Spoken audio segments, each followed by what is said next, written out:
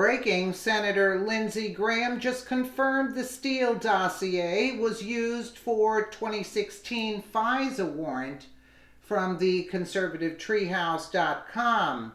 Everyone suspected the sketchy Steele dossier was what corrupt FBI and DOJ officials used to get the October 2016 FISA warrant against Trump. FBI and DOJ officials refused to answer that question publicly. Despite 100 different ways congressional investigators have asked the question, and despite numerous on-camera questions to FBI and DOJ officials about the 2016 FISA process, no one had definitely confirmed the Christopher Steele Russian dossier was the underlying evidence for the 2016 FISA application to gain wiretaps and electronic surveillance upon presidential candidate Donald Trump until now. Senator Lindsey Graham just confirmed the sketchy Steele dossier was used to get the wiretap and surveillance warrant from the FISA court. Brian Kilmeade understood what he was hearing was serious but didn't quite catch the specific gravity. Watch at 4:10. Let's go to that. Senator Lindsey Graham of South Carolina was one of President Trump's biggest critics. Moved to one of President Trump's 101 tweets in the last couple of days. And one of them said, in his interview with the New York Times, which he gave without any aides around in an impromptu fashion at the grill, at his grill in Florida, he said, "I think Robert Mueller will do a fair job, an honest job. He's confident he'll do a good job on this investigation." From a legal perspective and with your legal background, I know that makes you happy, because to criticize Robert Mueller is not a good thing to do, necessarily legally. But do you believe that he's pursuing this thing in an honest fashion from what you know, not what you hope, but what you know? Yeah, I believe he is. I believe he's the right guy to have been chosen. He's going to give a analysis of what happened in a fair-minded way. But he's not looking at the dossier. That's not part of his charter.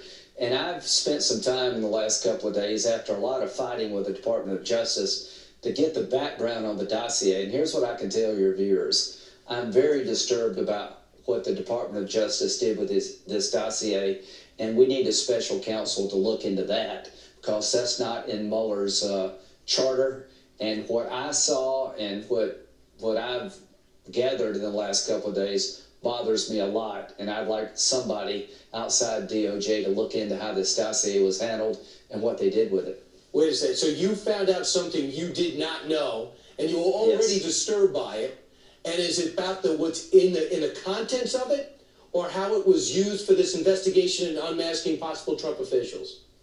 I've been a lawyer most of my life, a prosecutor and a defense attorney, and the one thing I can say, every prosecutor has a duty to the court to disclose things that are relevant to the request. So anytime a document is used to go to court for legal reasons, I think the Department of Justice owes it to the court to be up and up about exactly what this document is about, who paid for it, who's involved, what their motives might be. And I can just say this, after having looked at the history of the dossier and how it was used by the Department of Justice, I'm really very concerned, and this cannot be the new normal. Wow. And Senator, we're over time, but name the company in South Carolina that's responding to the tax reform and how. Neuroprime, it's a pharmaceutical company.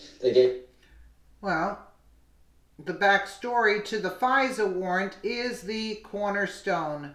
The backstory contains both the FBI and the DOJ scheme. Expose it, remove it, and the entire Russia conspiracy collapses under the weight of sunlight. This is critical and important because the specific use of the Steele dossier underpins the big ugly and exposes the entire top-tier apparatus of the FBI Counterintelligence Division: Peter Strzok, Bill Priestap, James Baker, Andrew McCabe, and the DOJ National Security Division: John Carlin, Stuart Evans, Mary McCord, and Sally Yates, as well as DOJ Bruce Orr and FBI lawyer Lisa Page, directly to conspiracy charges. The 2016 FBI counterintelligence operation was surveillance on the Trump campaign and was thinly disguised under the fraudulent auspices of a FISA warrant sold as a defense of the U.S. democracy from Russia, which permitted the wiretaps and surveillance, etc. The DOJ involvement surrounds legal documents, processing of FISA applications, and use of the legal system to support the FBI operation with actionable legal framing against Trump. The DOJ National Security Division carried out that collaboration with the FBI.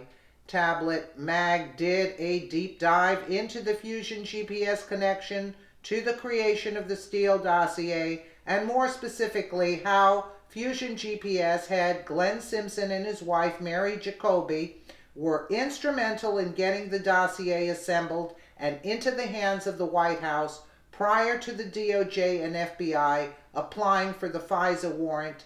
See here, even bragged about getting the Russiagate narrative started, and it goes on.